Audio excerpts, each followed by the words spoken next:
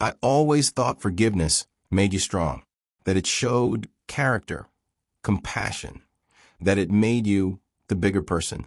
I believe that when someone you love makes a mistake, you're supposed to fight for them, not walk away.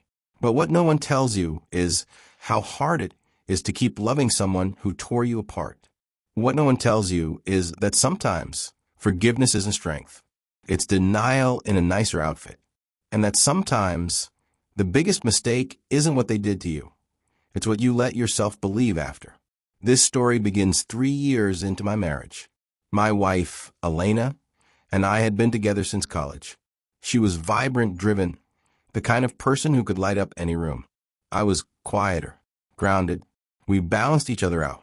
While she thrived in fast-paced environments, I found comfort in stability. Our love worked because we respected each other's differences. Or so I thought. She worked in marketing at a big firm, long hours, tight deadlines, lots of travel. I never questioned it. I trusted her fully. She'd vent about the stress, the office politics, the clients who never knew what they wanted. She'd talk about her coworkers all the time, names I came to recognize. Jenna, who always microwaved fish. Darren, the funny guy from HR. And Tyler, who always brought donuts. Tyler, who covered her presentation once when she was sick. Tyler, who in hindsight was mentioned just a little too often. The first time I suspected something, it wasn't a gut feeling or a dramatic moment. It was subtle, a shift. She started coming home later.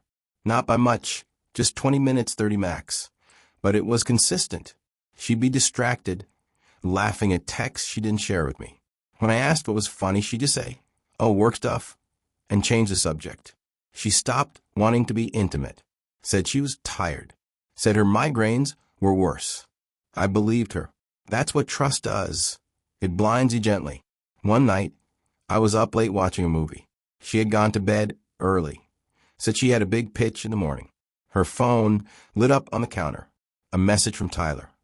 "I can still feel you." My stomach dropped. I stared at the screen like it might explain itself.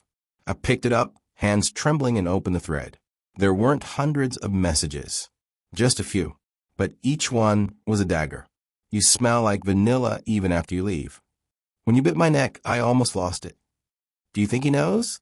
I didn't sleep that night. I just sat there, the phone in my lap, waiting for her to wake up.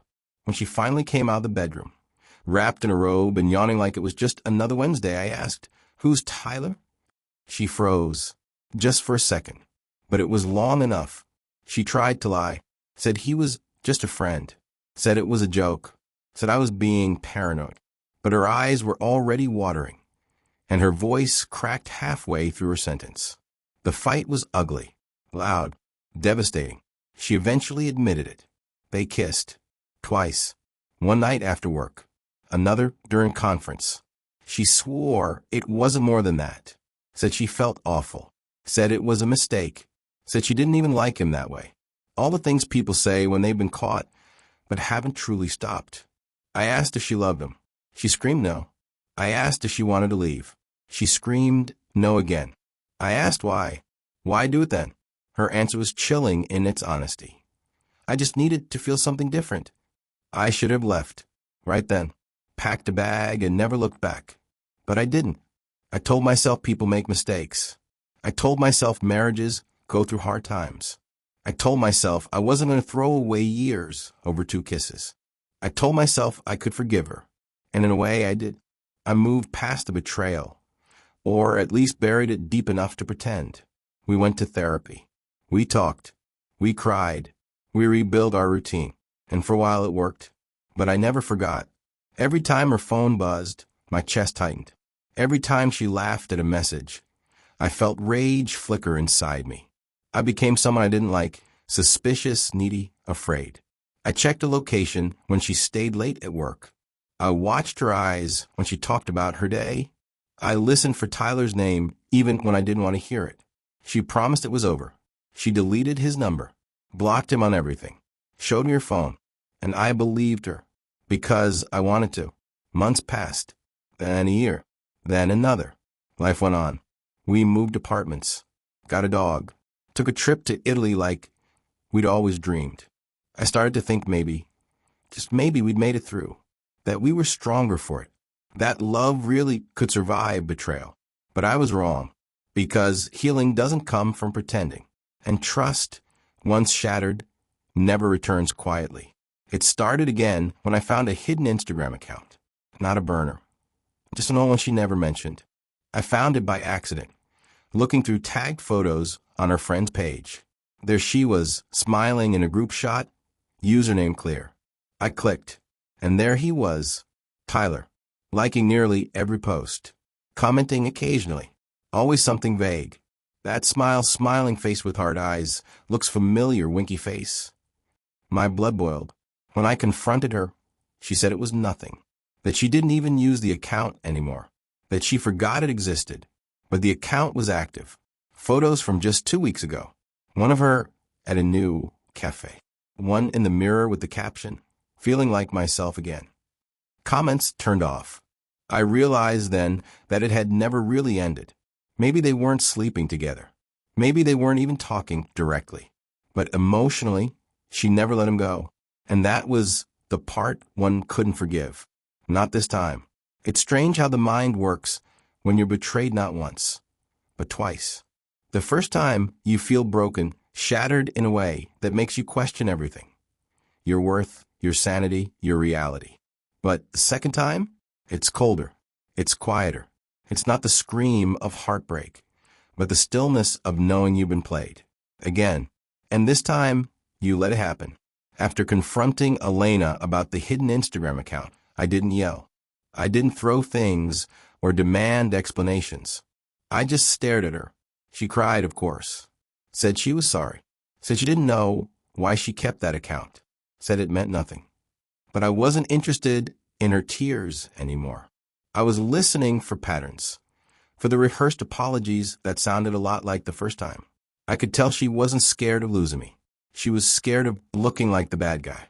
That night, I slept on the couch, not because I was punishing her, but because I couldn't bear to lie next to someone who had learned to live with lying. I stared at the ceiling for hours, reliving every moment I doubted myself over the past 2 years. Every time I told myself I was crazy. Every time I gave her the benefit of the doubt. Every time I swallowed my intuition for the sake of keeping peace. And all I felt was shame. Shame for loving her more than I loved myself. The next morning, she made breakfast like nothing happened. Asked if I wanted eggs or pancakes. I told her I wasn't hungry. She smiled like she didn't hear me. That's when I realized she thought we were fine. That if she cried hard enough, if she said the right words, if she showed enough regret, I'd just get over it. Again, but I couldn't. Not this time. I started pulling away. Slowly at first. Shorter conversations. Fewer touches. I stopped asking how her day was. Stopped waiting up for her. Stopped pretending I believed her stories. She noticed. Asked if I was okay. I said I was tired. And I was tired of fighting for someone who only showed up when she was caught. I began documenting everything. Not out of paranoia, but out of self-preservation. I screenshotted messages. Took photos of timestamps. Kept track of the inconsistencies in her stories. I wasn't planning revenge. I was gathering clarity. Because when you live in emotional chaos long enough, the truth becomes your only anchor. One evening, I found a receipt in her purse from a restaurant across town. One she'd never mentioned visiting. Dated from a night she said she worked late. 2 entrees. 2 drinks. No business name listed on her calendar. When I asked her about it, she blinked. Said it was a client dinner. Said she forgot to mention it. I asked who the client was. She stuttered. Said it wasn't important. And that was all I needed to hear. That night I looked up Tyler. His profile was private, but his company page wasn't. And there she was, tagged in a photo from the same day, standing next to him, smiling with a glass of wine. She was wearing the same dress she said she only wore to dinner with Jenna. My chest burned. I didn't confront her that time. I didn't need to, because the truth had already moved in and made itself at home. What hurt most wasn't the betrayal. It was the ease. The way she lied while looking me in the eyes. The way she expected forgiveness like it was a subscription I'd never cancel.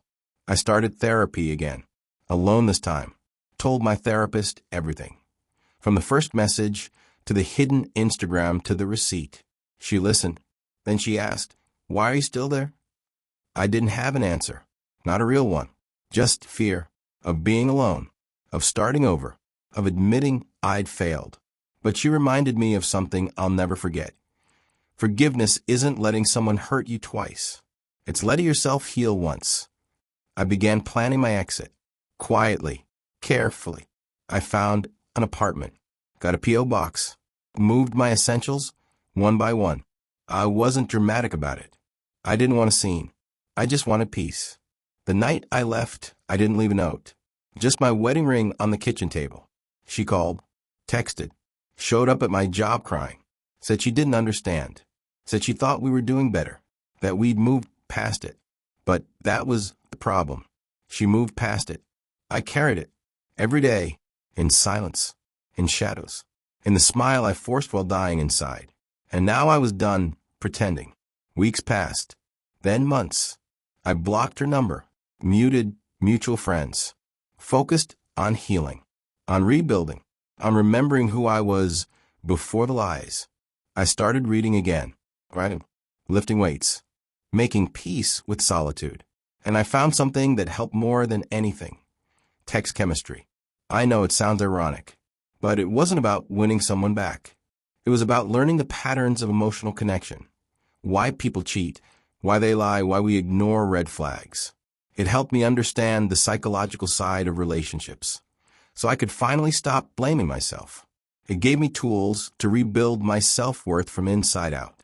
And if you're where I was broken, confused, stuck in a cycle of betrayal, it might help you too.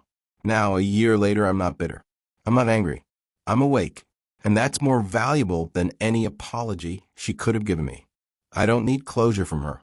I gave it to myself, through truth, through therapy, through walking away. So if you're hearing this and wondering if you should stay, ask yourself this. Are you healing or just surviving? Because surviving isn't living, and forgiveness without growth isn't peace. It's prison. Let my story be your signal. You don't have to wait for another lie to set yourself free. Check the link in the description if you want to rebuild yourself emotionally and learn how to take control again. Backhand index pointing right, text chemistry. Transform how you see relationships. And if this story hit hard, subscribe. Share your story. You're not alone. This was my biggest mistake and my greatest lesson.